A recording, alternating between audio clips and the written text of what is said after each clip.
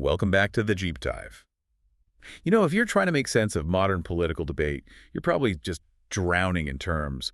Things like democracy, republic, autocracy, oligarchy. They get thrown around all the time, right? Oh, absolutely.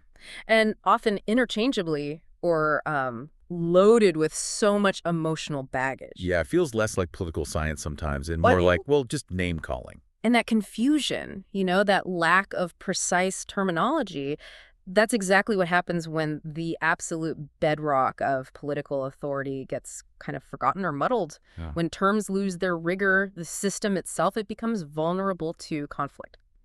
So that's why we're doing a bit of time traveling today. We're stepping back, 350 years to the mid-17th century. Right into the thick of it. Yeah, to a thinker who actually lived through the horrors of civil war firsthand. And he decided political theory needed something different. It needed the ruthless, kind of cold logic of, geometry. We're talking about Thomas Hobbes. And we are diving straight into his definitive blueprint for government. Specifically, chapter 19 of his huge work, Leviathan. And our mission today, it's pretty specific. It's kind of a shortcut for you, the listener, trying to navigate all this. We want to cut through the noise, really get down to the fundamental mechanics of a state as Hobbes defined them. So what are we looking for? We need to figure out the only three forms of true government he recognized. That's step one. Then figure out which one he argued was, let's say, the most pragmatically successful. Successful at what, though? At achieving peace and security. That's his benchmark. And finally, we need to analyze this really crucial life-or-death mechanism he designed for the state, what he calls the artificial eternity. Okay, artificial eternity. Sounds important. Our sources today, they're pretty dense, right? We're looking at excerpts detailing his, super strict classifications. Almost mathematical, yeah. His vigorous defense of monarchy, which that might surprise some people listening. It often does. His absolute rejection of divided power. That's key. Mm-hmm. And then these laws of succession he lays out. So this is a deep dive into, state architecture. Exactly. And it's all built on this one single non-negotiable premise. Avoid, at all costs, returning to the state of war. That's the nightmare he's designing against. Okay, let's get into it. Let's unpack the logic that underpins this whole structure. Sounds good. Where do we start? Let's start with part one, the indivisible sovereign. Because if there's one singular concept that really defines Hobbes's political thought, his whole path to peace, it seems to be this idea that sovereignty cannot, under any circumstances, be divided or shared. That's absolutely the foundation. And Hobbes is incredibly clear about this. He basically says the only difference between different commonwealths lies only in the difference of the sovereign, the person representative of the multitude. Okay, so who represents the people? Right. But here's the critical distinction. The power itself is the same in all these forms. It's absolute, it's supreme, and it cannot be diminished or broken up. So you can change who holds the power. One person? A few, many. But you can't change the nature of that power itself. Yeah. It has to be held totally intact. Exactly. It must be held entire. Why is this indivisibility so, sacred for Hobbes? Because for him, the moment you divide it, you inevitably return to the state of war. Think about it. The whole point of forming a commonwealth is the security of the people. And that security comes from everyone agreeing and making a covenant to place all their rights into one single authority. Right, the social contract idea. Yeah. So if you then split that authority, say, between a king and a parliament and maybe a judiciary, and they all have conflicting final claims on power. Like checks and balances. That's what we call it now. But Hobbes would say you haven't created checks and balances, you've just created two or three warring entities. And the ordinary person, the subject, is caught right in the middle. Hobbes argues that division of power isn't strength, it's actually dissolution. It leads back to chaos. Okay, so this focus on who the representative is, this single entity that leads him to his famously strict classification. Just three types. Just three. It's beautifully simple, almost algebraic, like you said. It's based purely on the number of the representative. Okay, lay them out for us. All right. First, if the representative is one man, just one person, the Commonwealth is a monarchy. Simple enough. Okay. Second, if the representative is an assembly of all that will come together, basically everyone who wants to participate, then it's a democracy, or what he also calls a popular commonwealth. Got it. Like a direct democracy almost. Pretty much. And third, if the representative is an assembly, but only of a specific group distinguished from the rest, maybe by birth or wealth or some other criteria. Like nobles or landowners. Exactly. That's called an aristocracy. One, few, or all. That's it. And crucially, he insists there can be no other kind of commonwealth. So if you think you see other forms out there, like constitutional monarchies or republics, Hobbes says you're just mislabeling one of these three. That's his argument. Which brings us to this really brilliant methodological move he makes. He just strips all the emotion out of political labels. He takes the terms we still use today, things like tyranny, oligarchy, and anarchy, and argues they have basically zero analytical meaning. So they're just insults, not real categories. Pretty much. He sees them as mere terms of subjective displeasure, not genuine structural classifications. They aren't new forms of government. They're simply the names people use for the same three forms when they're feeling oppressed or when they just dislike the current system. Give us an example. Okay. So if you're discontented living under a monarchy, you might call it tyranny. But structurally, it's still one person holding sovereign power. Right. If an aristocracy displeases you, maybe you feel excluded or exploited, you call it oligarchy. Same structure ruled by a few, just a negative label. And anarchy. Well, if you're suffering under a democracy, maybe one that's struggling to maintain order, falling apart, you might call it anarchy. But anarchy, as Hobbes points out, actually means want of government. It's not a fourth kind of government. It's the breakdown, the return to the state of war. Wow. Okay, so this insistence on objective labeling, it's fundamental. It means you have to analyze the structure who holds the supreme, final, undivided power, regardless of whether that ruler is, a good guy or a terrible one. Exactly. The structural form remains constant, whether it's liked or misliked. And that clarity, that focus on the single sovereign, that leads directly to his intense warning about the danger of subordinate representatives. Yes. Once the sovereign power is established, whether it's a king or an assembly, there cannot be any other general representative of the people. If you allow another body to also claim it represents the whole people. Like a parliament claiming equal footing with a king. Precisely. Hobbes says any other representative body can only exist for limited, particular ends, and only with the sovereign's permission. Because allowing two representatives that both claim general authority, that means setting up two actors, as he puts it, opposing one another. It creates dual power centers. And that just splits the ultimate will of the state. It shatters it. And Hobbes saw this danger playing out in real time, didn't he? In 17th century England. He refers directly to what he calls the absurdity of the recent political errors in his time. What was the absurdity? Well, he points out that the king, who by tradition and law held the sovereignty for like 600 years, was suddenly being argued not to be the true representative of the people. Okay. So who was then? Instead, the argument went, the men sent up by the people to Parliament initially just to carry petitions or give limited advice. Mind you, they started claiming the name of the representative. Okay. So this is the direct historical context of the English Civil War. Right? Where sovereignty was this huge battleground between the crown and Parliament. Absolutely. Hobbes saw Parliament's claim to equal or even superior representative status as the root cause of the entire conflict. He viewed it as, frankly, intellectually dishonest and politically suicidal. How can the guy who holds the absolute power in the title now be the representative, but the deputies bringing petitions are? Exactly. It makes no sense in his framework. This error, he argues, serves as a kind of admonition, a warning to true sovereigns everywhere. They must constantly instruct the people on the true nature of the sovereign office, and they must never, ever allow any other assembly to claim a general right to represent the people. Because the survival of the entire state depends on everyone knowing without any doubt who the single source of authority is. Yes. Clarity is survival. Ambiguity is death, politically speaking. It's a pretty radical centralization of power he's advocating for. It is. But he defends it as the only logical route out of perpetual fear and chaos. Which I guess brings us perfectly to part two then. If all three forms of government, monarchy, democracy, aristocracy, possess the same amount of absolute, indivisible power, how do you choose between them? Right. The power quantum is equal, so the comparison can't be about more or less power. So what's the basis? Hobbes says the only logical way to compare them is based on their pragmatic utility, their convenience, their aptitude. And the standard is simple. Which one is most likely to produce the peace and security of the people? That's the goal. Okay, so this is where he really becomes the hardcore political realist. Absolutely. Chapter 19 is peak Hobbes, the realist. He completely ignores abstract appeals to, like, freedom or virtue or tradition. His entire comparison is based on practical convenience and, maybe most importantly, on his, well, pretty pessimistic understanding of human nature. Which is? That our private passions, our desires, fears, ambitions are generally much more potent than our public reason. We tend to act selfishly. Okay, so let's dive into his first argument then, which sounds like it's the cornerstone of his defense of monarchy, the union of public and private interest. Yes, this is crucial. Hobbes starts from the premise that all rulers, whether it's one person or a whole assembly, are motivated by their own private good.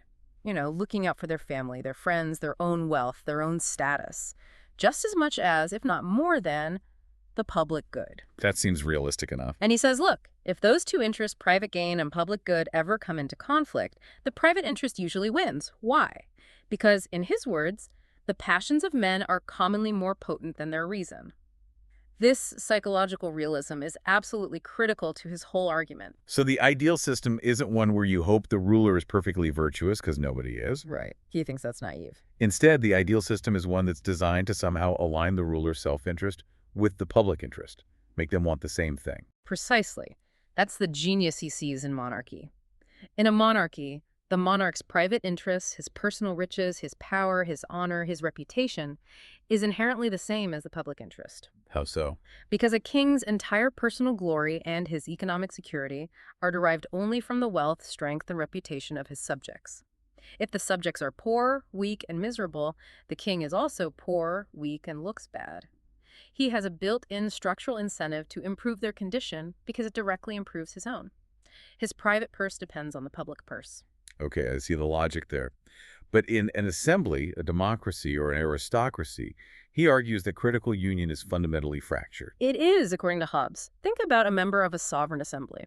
They might only hold power for a limited time. Maybe they're just one voice among many. They benefit far less personally from the slow, patient work of building up public prosperity over decades. Right, it's dilute. Exactly. In fact, Hobbes argues a corrupt or ambitious member of an assembly might actually profit far more quickly and easily from, and I quote, perfidious advice, a treacherous action, or civil war. Wow, that's dark. It is. He's suggesting that the road to private fortune for an assembly member, maybe through embezzlement or influence peddling, or even deliberately stirring up internal discord they can exploit, is often much easier and more tempting than patient public service. That's a staggering indictment.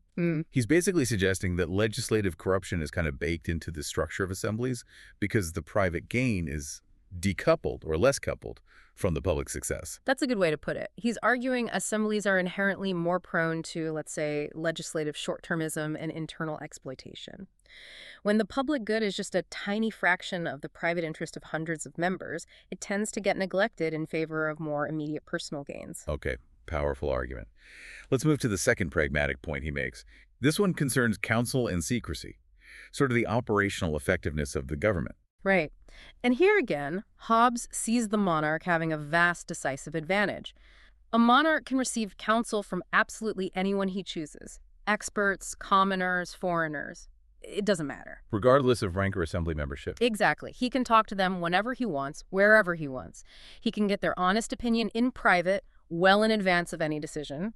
And crucially, he can maintain absolute perfect secrecy over strategy, whether it's military, diplomatic, whatever. Okay. And an assembly, by contrast, is severely limited by its very structure. First, they're generally restricted to consulting only those who have the right to be assembly members. Right, the insiders. And Hobbes throws some shade here, pointing out that these members are often people versed more in the acquisition of wealth, meaning they're landowners, merchants, lawyers, people good at making money rather than possessing true philosophical or deep political knowledge. Ouch. Yeah. And furthermore, their counsel isn't given privately. It's delivered in long public discourses in debates on the assembly floor. And why is that public discourse a problem for actual governance, in his view? Because Hobbes is deeply suspicious of rhetoric and passionate debate as tools for finding truth. He gives us that very famous line, "For the understanding is by the flame of the passions, never enlightened, but dazzled." So emotion clouds judgment. Completely. When counsel is given in public, Hobbes believes the speakers are often motivated more by showing off their own wit or scoring points or winning applause from their faction rather than soberly pursuing the best course of action for the state. The heat of public passion blinds sound judgment. And the secrecy point. Well, obviously, with a multitude of people involved in the discussion, secrecy is basically impossible. And secrecy is often essential for statecraft, for diplomacy, for planning military actions effectively. Assemblies leak like sieves, essentially. So his point is, public debate might be good for getting people riled up, getting them to feel something, maybe mobilize them. Right, it excites men to action, as he says. But it's actually terrible for getting them to govern effectively. Precisely. It excites action, but it doesn't properly govern or guide that action towards the best outcome. It dazzles, it doesn't enlighten. Okay, argument number 3 tackles the constancy of resolutions. This seems tied back to the logistical problems of having a large body making decisions. Exactly. A monarch's decisions, his resolutions, are subject only to the natural inconstancy of that single person's human nature. You know, maybe he changes his mind, maybe he's moody. That's one source of potential instability. Okay, just human nature. But an assembly suffers from an additional source of inconstancy, one that stems entirely from the number, from having many decision makers. How does the number itself create inconstancy? Well, imagine a crucial policy is debated and decided on Monday by a majority vote. On Tuesday, maybe a few key members who voted for it are absent due to illness or travel. Or maybe the opposition party decides to make a concerted effort, gets all their members to show up diligently. Ah, so the majority can shift just based on attendance. Exactly. The resolution can be completely undone today simply because the composition of the voting body changed slightly from yesterday. He says the assembly can undoes today all that was concluded yesterday. That sounds incredibly inefficient and unstable. It is. This institutional volatility, this constant potential for policy reversal, is a major threat to the state's stability and its reliability, both for its own citizens and in its dealings with other nations. Constant shifts in policy just breed insecurity and undermine long-term planning. Yeah, you can see that. And this leads right into his 4th argument, internal conflict. This one's powerful because it's so simple. A monarch, logically, cannot disagree with himself out of envy or competing interest. His will is singular. He might be wrong, he might be foolish, but he's not going to argue with himself. Okay. An assembly, however, being composed of many individuals, each with their own ambitions, interests, maybe grudges, factions, it can disagree. And Hobbes warns it often disagrees to such a height as may produce a civil war. So he's always terrified of factions. Always. The assembly, in his view, is almost like a natural incubator for factions, whereas the monarchy, at least structurally, represents a singular, unified will, less chance of internal breakdown. Right. Now, we move to argument 5. And this is where Hobbes directly confronts maybe the most common complaint against monarchy. Yeah. The problem of favoritism and corruption. He doesn't just brush this off, does he? No, he's brutally honest here, which adds weight to his argument, I think. He fully admits that, yes, a subject living under a monarchy may indeed be deprived of his possessions, his money, maybe his job or position, just to enrich some favorite courtier or a flatterer or even a family member of the king. And he calls this. He calls this a great and inevitable inconvenience. Inevitable. That's strong. It is. By calling it inevitable, he's acknowledging that the potential for tyranny, for arbitrary abuse of power, is always a risk in a monarchy. But then comes his counterargument. Which is that assemblies suffer the same fate, only potentially worse. Exactly. He argues that since the amount of sovereign power is the same in all forms, the assembly is just as susceptible to evil counsel, to bribery, to seduction by their own kind of flatterers. Who are the assembly's flatterers? He identifies them as the powerful orators, the influential party leaders, the demagogues who sway opinion. But here's the crucial distinction he makes. It's about scale. The assembly's favorites are many, not just one or two. And their associated kindred, their clients, their hangers-on, they are much more numerous. So, where a monarch might have one set of grasping hands around the public purse, the assembly might have dozens or hundreds. The potential for widespread systemic corruption is actually greater in his view. and there's that really interesting observation he makes about the relative power of these assembly favorites, the orators. Yes, this is quite subtle. Hobbes notes that a monarch's favorite, typically, has the power both to help his friends and to hurt his enemies. You know, they can dispense rewards and punishments. Yeah. But the orators, the popular leaders, the favorites of sovereign assemblies, he argues, they often have great power to hurt, but actually little to save.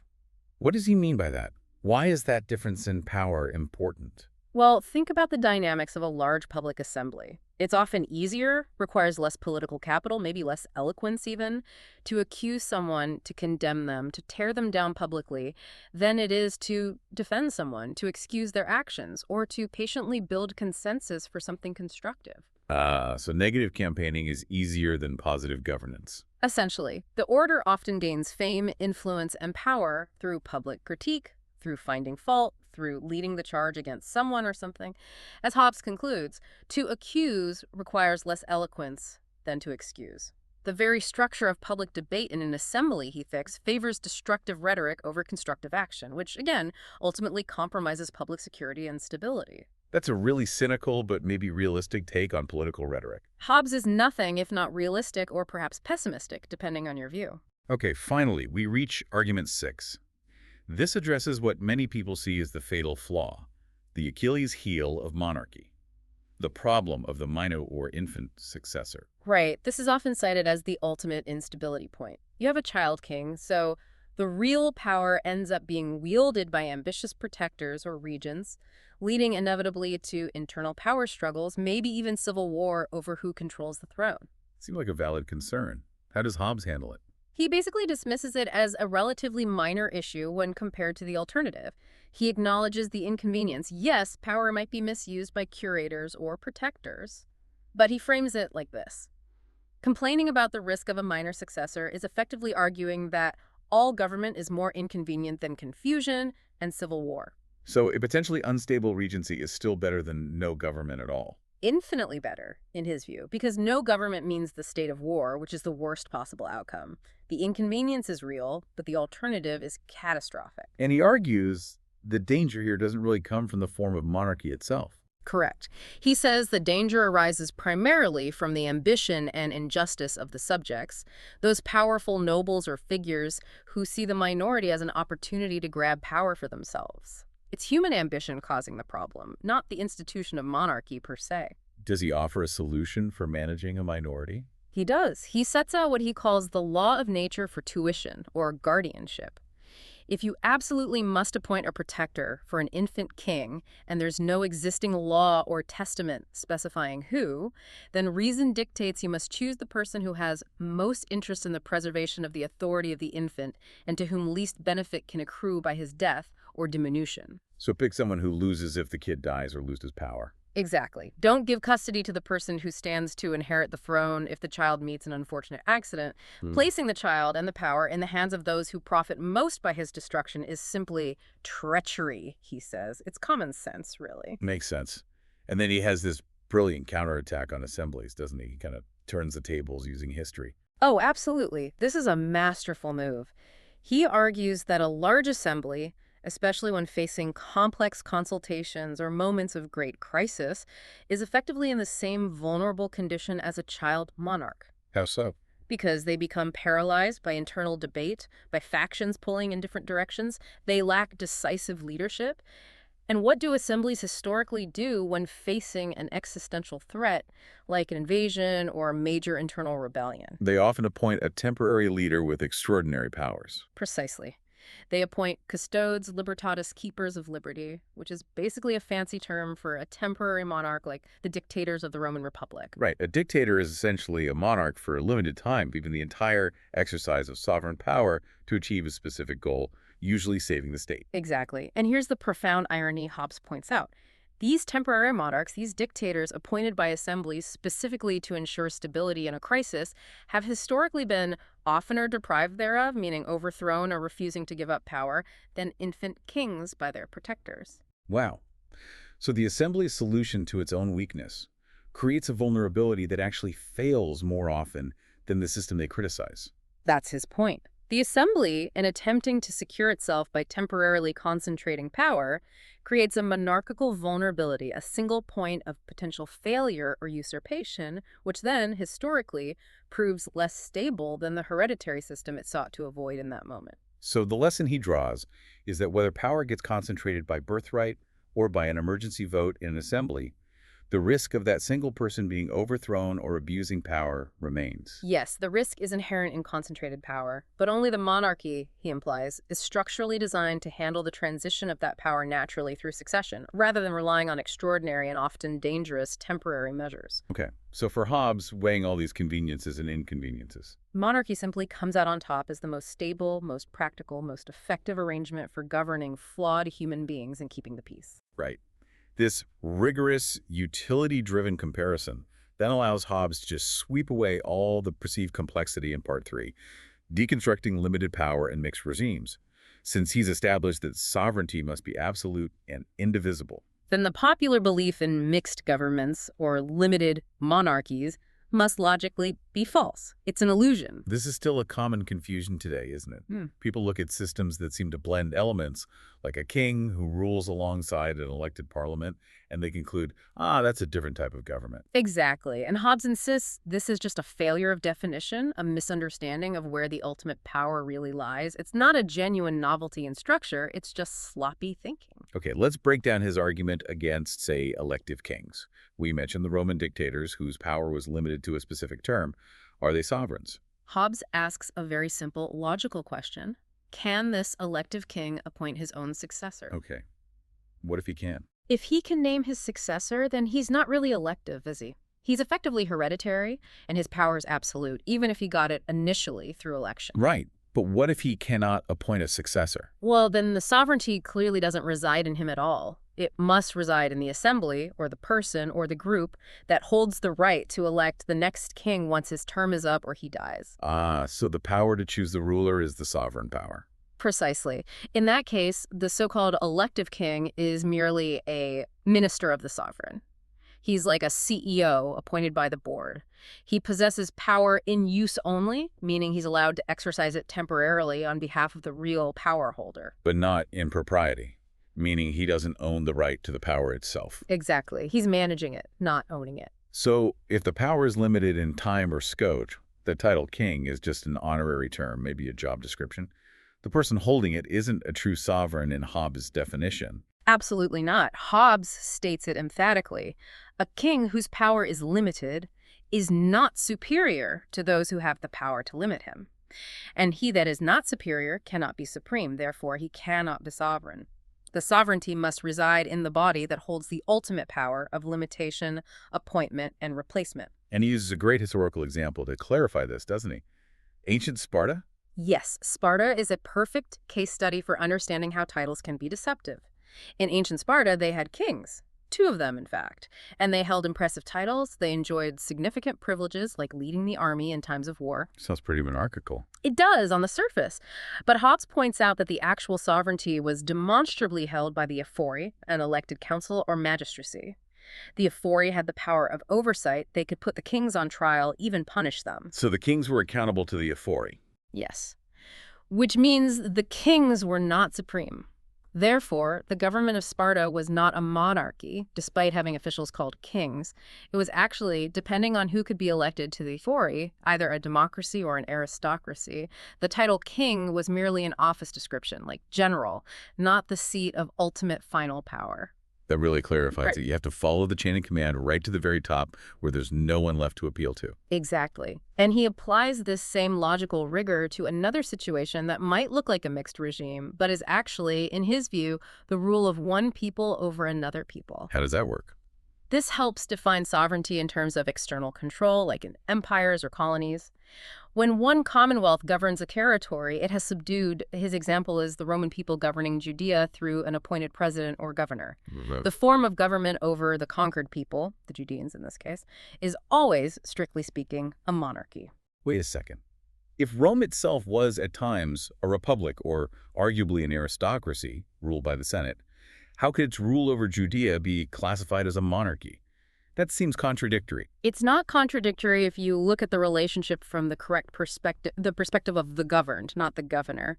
The people living in Judea had absolutely no right to participate in the ruling assembly of Rome. They couldn't enter the Roman Senate, they couldn't vote for senators or consuls. Okay, they were subjects, not citizens of the ruling power. Exactly. They were ruled by a single, unified, external entity, the Roman state, represented locally by its appointed official, the president or proconsul.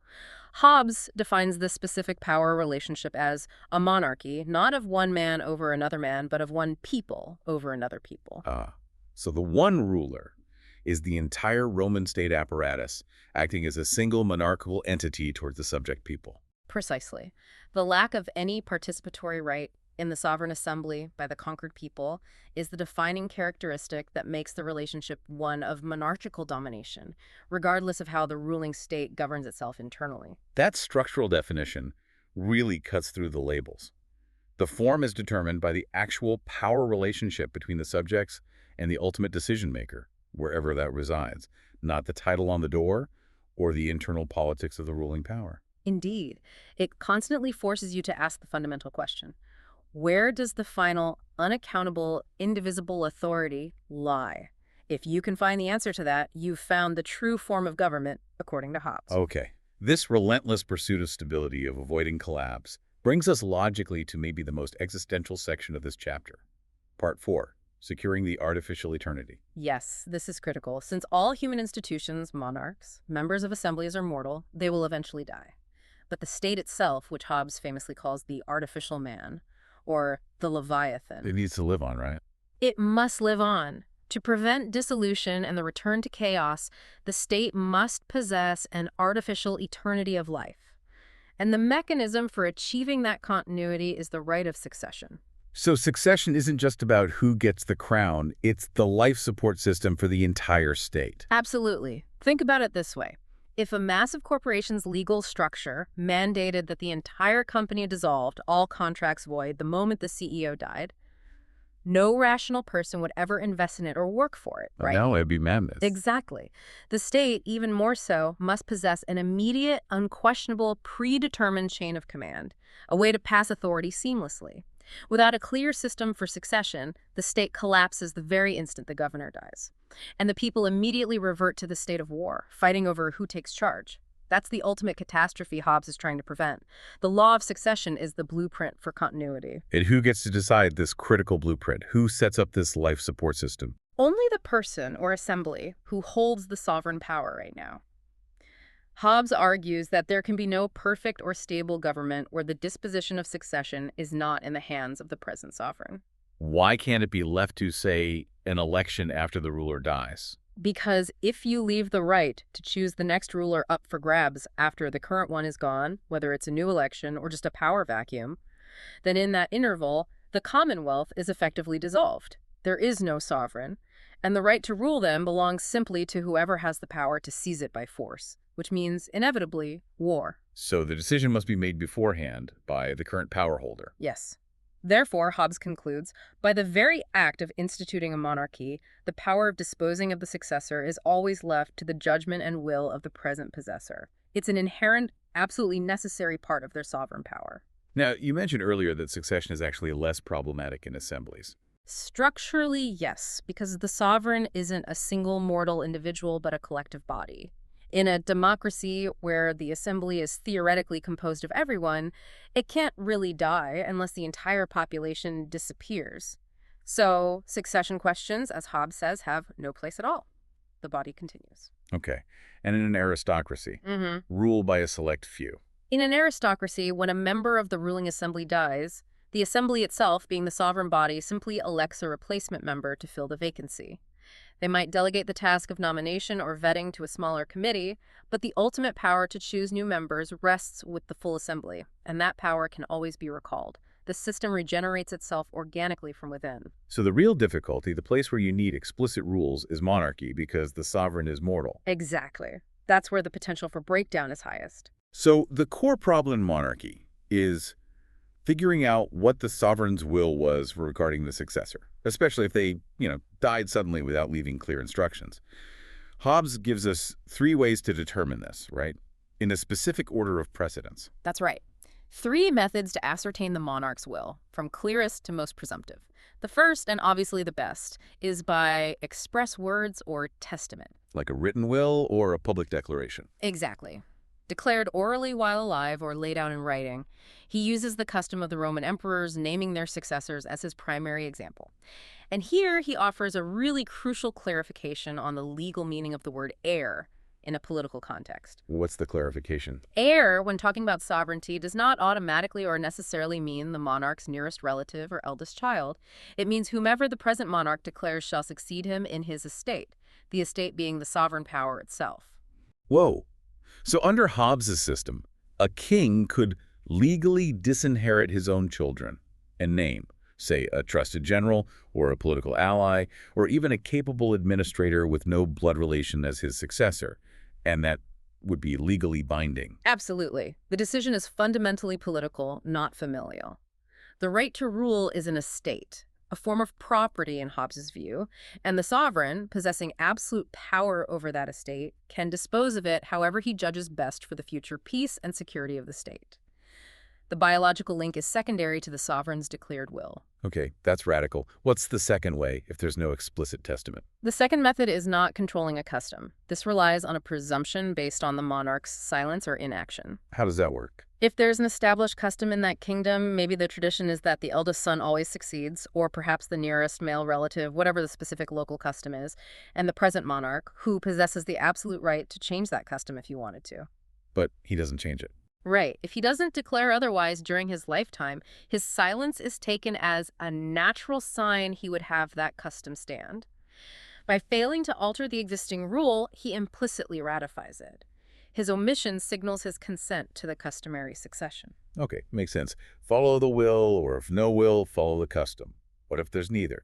No will and no clear established custom. Then we move to the third way, which is pure logical deduction based on presumption of natural affection. Hobbes basically tries to logically infer what any rational person motivated by natural human desires would likely want. What does he presume? 3 things hold here. First, he presumes the monarch would want the government to remain monarchical because, obviously, he approved of that form for himself during his lifetime. He wouldn't want it to dissolve into democracy or aristocracy upon his death. Okay, preserve the form. Second, he presumes the monarch would prefer his own child before any other person, simply based on natural parental affection. And then Hobbes adds a key utility consideration within this presumption. The male child is preferred over the female. Why the preference for male children? His reasoning is purely functional, based on the perceived demands of sovereignty in his time.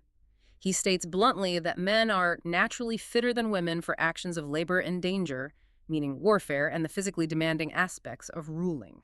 So this choice, favoring the male heir, it's rooted entirely in his assessment of the practical capacity needed for command, especially military command, which he sees as a core function of the sovereign in a dangerous world. Exactly. It's presented strictly as a rule of presumed utility for preserving the state, not necessarily a statement about intrinsic worth.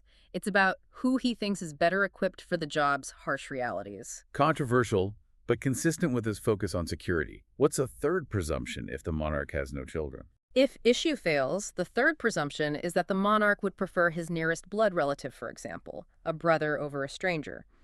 Again, the reasoning ties back to natural affection and also a kind of shared interest.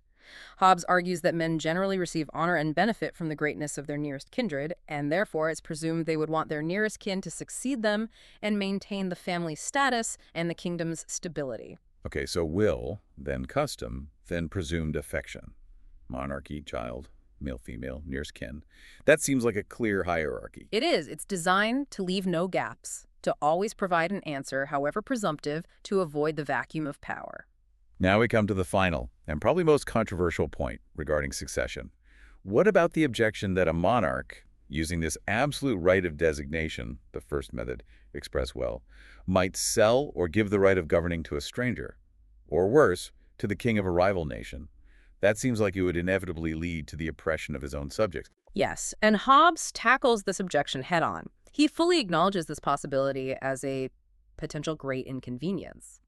He understands that subjects ruled by a stranger, unfamiliar with their laws and customs, or perhaps loyal to another nation, might indeed face oppression or neglect. So he admits it's a real problem. He admits it's a potential inconvenience, But then he immediately pivots to his classic rebuttal. He argues that this inconvenience, if it occurs, proceeds not from the lawfulness of the sovereign's act of designation, because the sovereign has the absolute right, but rather from the unskillfulness of the governors, meaning the poor judgment or political ineptitude of the monarch making that choice. So the fault lies with the ruler exercising his right badly, not with the existence of the right itself. If he was a skilled politician, he wouldn't make such a damaging choice. Precisely. The problem isn't the law, it's the potential for human error in applying it. He even cites historical examples where rulers successfully managed potentially difficult successions or rule over diverse peoples.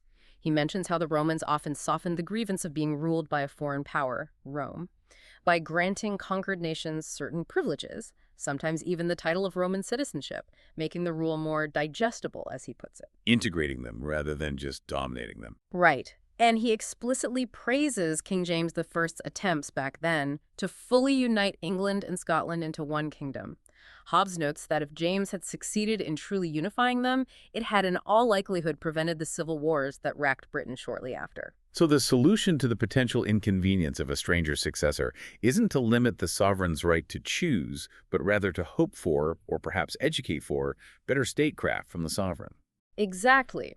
Better political skill, better understanding of the true rules of politics, as he calls them, would prevent monarchs from making such self-defeating succession choices. And his final argument for the absolute lawfulness of appointing a stranger is, again, simple but devastatingly effective within his logical framework. What is it? He points out that marrying foreigners, where the monarch marries a princess or prince from another nation, is considered perfectly lawful by everyone.